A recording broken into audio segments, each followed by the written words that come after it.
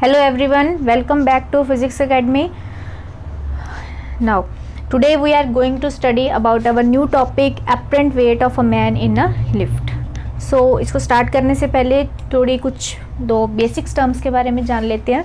First of all, what is apparent weight? apparent weight क्या होता है बॉडी का? apparent weight is the weight of the body property of a body that tells how heavy the object is. किसी object का भार कितना है, उसका वेट कितना है, उसका ट्रू वेट कितना है, क्लियर वेट कितना है, वो बताता है apparent weight. That is the apparent weight of the body. Actual में बॉडी कितनी भारी है, that is the apparent weight. Second term इसमें आती है actual weight. Actual weight of the body क्या होता है? It is the mass due to gravity, force exerted on the body due to gravity. ऐसा फोर्स जो बॉडी पर gravity की वजह से लग रहा है, that is the actual weight of the body. वो किसके इक्वल होगा? mg. m क्या हो गया? Mass of the body and g is the gravity. So it is a force exerted on the body due to gravity. Gravity जो हमारी body पर असर डाल रही, उसकी वजह से जो हमारा वेट निकल के आ रहा है, that is the actual weight of the body. So ये जो टर्म्स थी दो जिसमें यूज़ होने वाली हैं. सो proceed with our main topic. So lift, हम सभी ने कभी ना कभी लिफ्ट यूज़ करी है. आपने भी करी है, मैंने भी करी है. सो लिफ्ट के डिफरेंट सिचुएशंस को आज हम डिस्कस करेंगे. ठीक है. सो लिफ्ट में क्या क्या सिचुएशंस आती हैं इसमें. So first of all,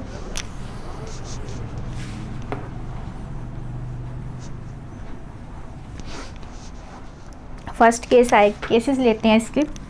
first case आएगा इसमें when lift is stationary or moving with the constant velocity. First case of elevator, जब लिफ्ट स्टेशनरी है, खड़ी है एक जगह पर. ठीक है, वो चल नहीं रही है, वो भी स्टार्ट नहीं है. और सेम केस है ये कि जब लिफ्ट कांस्टेंट वेलोसिटी के साथ मूव कर रही है. ठीक है. सो ये फर्स्ट फिगर से ये केस लेके चलते हैं. सबसे पहली बात, अगर तो वो स्टेशनरी है, अगर वो खड़ी है, सो ये ऑब्वियस है कि उसकी एक्सेलरेशन क्या होगी? ज़ीरो, बिकॉज उसकी वेलोसिटी क्या है? ज़ीरो. वेलोसिटी ज़ीरो है. वाई? क्योंकि वो मूव नहीं कर रही है, वो स्टेशनरी है, वो रेस्ट पोजीशन पे है. सो उसकी वेलोसिटी क्या होगी? ज़ीरो. सो वेलोसिटी अगर ज़ीरो है, दैट्स वाई एक्सेलरेशन भी क्या होगी? ज़ीरो. वाई? बिकॉज एक्सेलरेशन क्या होती है? Change in velocity with respect to time. अगर वेलोसिटी ही ज़ीरो है तो एक्सेलरेशन भी ज़ीरो होगी. ठीक है. एक और चीज़ इसमें लेके चलते हैं कि अगर वो स्टेशनरी की बजाय कांस्टेंट वेलोसिटी के साथ मूव कर रही है, एक कांस्टेंट स्पीड के साथ मूव कर रही है, कांस्टेंट वेलोसिटी, उस केस में भी एक्सेलरेशन क्या हो जाती है? ज़ीरो. वाई? बिकॉज एक्सेलरेशन की डेफिनेशन क्या है? It is the change in velocity with time. So velocity तो चेंज हो नहीं रही है. क्यों? क्योंकि वेलोसिटी जो है इट इज़ कांस्टेंट, वो कॉन्स्टेंटली मूव कर रही है. ठीक है. So because velocity is constant, that's why acceleration due to gravity here is zero. ठीक है. सो ये दोनों केसेस सेम होंगे. When the lift is stationery, खड़ी है, यूज़ नहीं हो रही है, चली नहीं है अभी. And second one, when it is moving with the constant velocity. ये दोनों चीज़ें one and the same thing है. सो इस केस में एक्सेलरेशन क्या आ गई हमारी? ज़ीरो. ठीक है. नाउ mg क्या है इसमें? ये लिफ्ट है, एलिवेटर है, इसमें एक वेइंग मशीन रखी हुई है. वेट के लिए एक वेइंग मशीन, स्केल रखा हुआ है. एक पर्सन है उस पर. ठीक है, जिसका हमने वेट इस पर रिकॉर्ड करना है. ठीक है. नाउ ये mg क्या है? mg it is the actual weight of the body of the person. वो जो एक्चुअल वेट है, it is due to the gravity. Gravity किस साइड है? डाउनवर्ड्स. ग्रेविटी की वजह से जो एक्चुअल वेट है वो क्या है? mg, जो डाउनवर्ड्स डायरेक्शन की तरफ लग रहा है, that is the actual wait. Now r क्या है इसमें? Reaction. This topic depends upon the Newton's third law of motion. To every action there is an equal and opposite reaction. ठीक है. अब इस बॉडी का जो एक्शन है, एक्शन क्या है? mg.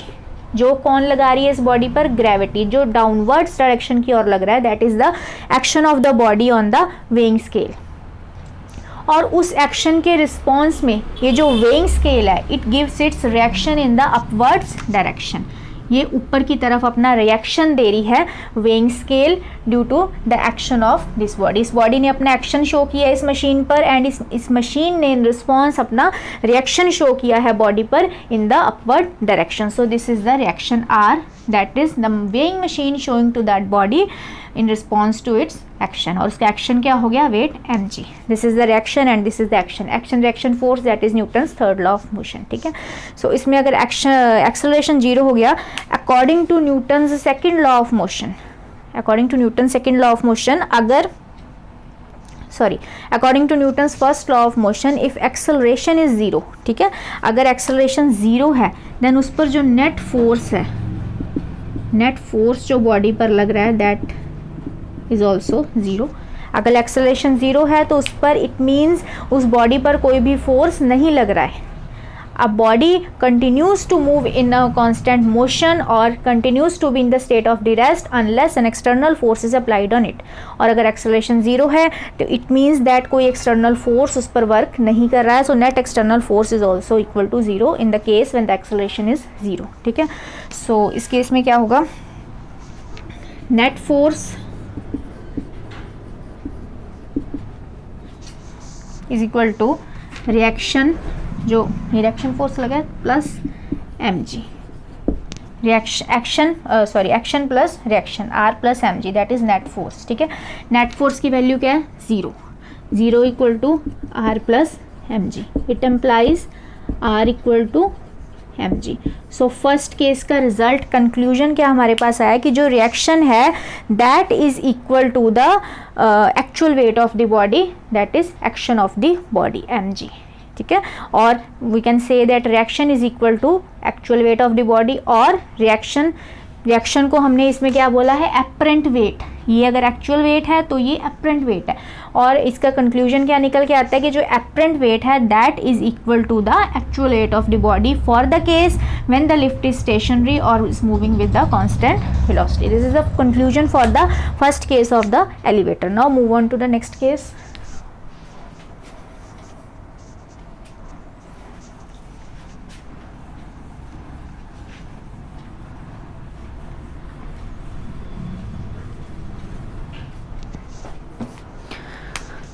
When lift is accelerated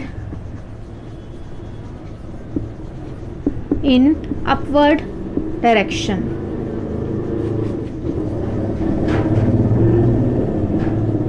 now this is the case when lift is accelerated in the upward direction, ऊपर की ओर जा रही है। सेकंड केस, सेकंड फिगर को कंसीडर करेंगे इसमें।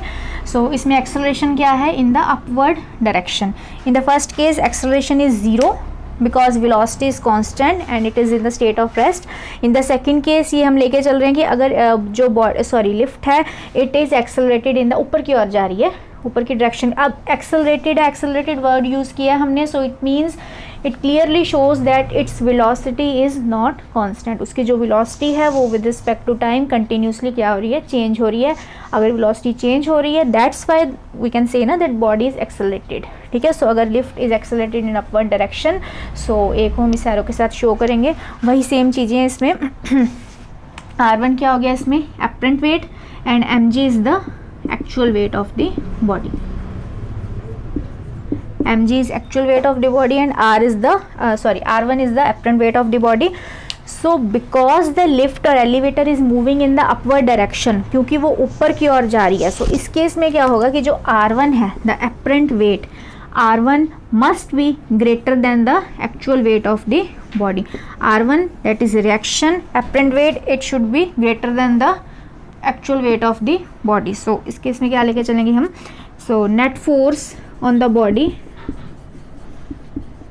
Net force equal to, because R1 is greater than mg, so we can write it as R1 minus mg।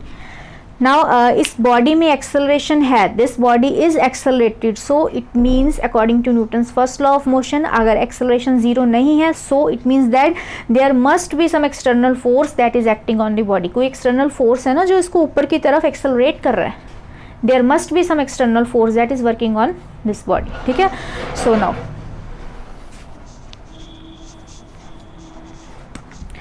अब according to Newton second law of motion that net force, उस force की value क्या हो जाएगी, ma। Mass into acceleration. ये हमने prove कर लिया था हमारी लास्ट वीडियो में, Newton second law of motion, net force is equal to m dot a equal to R1 minus mg, ठीक है। सो इस केस में क्या हो जाएगा, R1 हमने वैल्यूज किसकी निकालनी है इस केसेस में, एपरेंट वेट की। So apparent weight must be equal to mg plus ma, ये चीज आ जाएगी, ठीक है। m g plus a, this is the conclusion for this case, that apparent weight is equal to m g plus a, that is gravity plus acceleration, ठीक है। So इसमें ये चीज़ आ गई सेकेंड केस में। थर्ड प्रोसीड करते हैं आगे।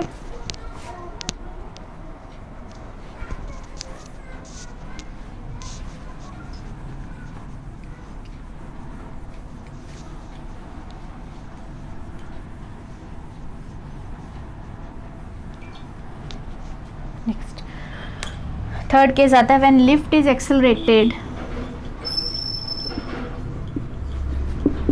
इन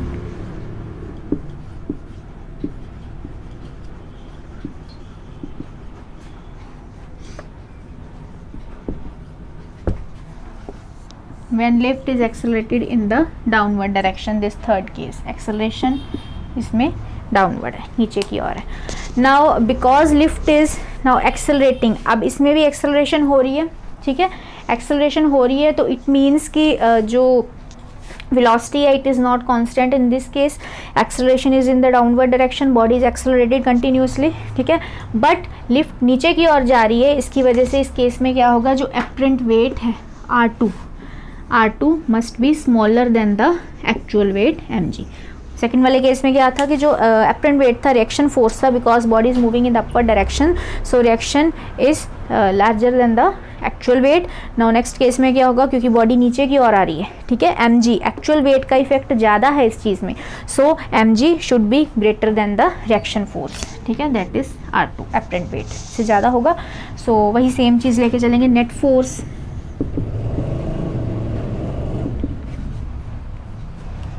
equal to mg minus R2, because body is accelerating, so some force is working on this body, force लग रहा है, तो force की value according to Newton second law of motion, that is ma equal to mg minus R2, ये चीज़ आ जाएगी इसमें, ठीक है।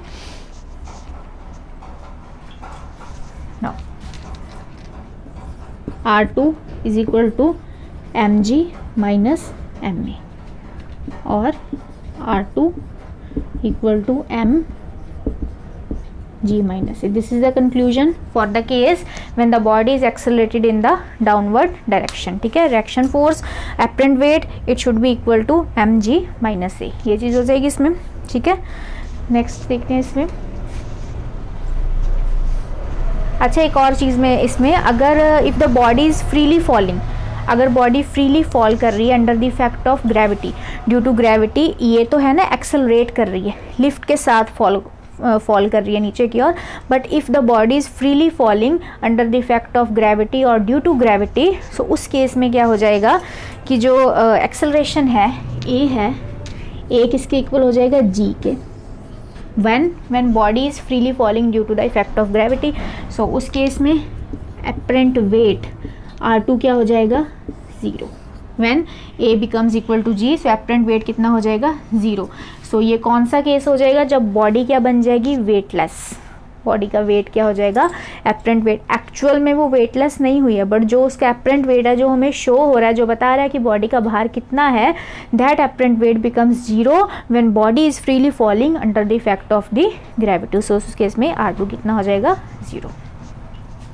Now I hope you understood all three cases about the elevator when the man or a person is using elevator or a lift.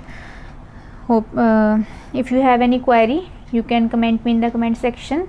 Next we will proceed in our next video. Thank you.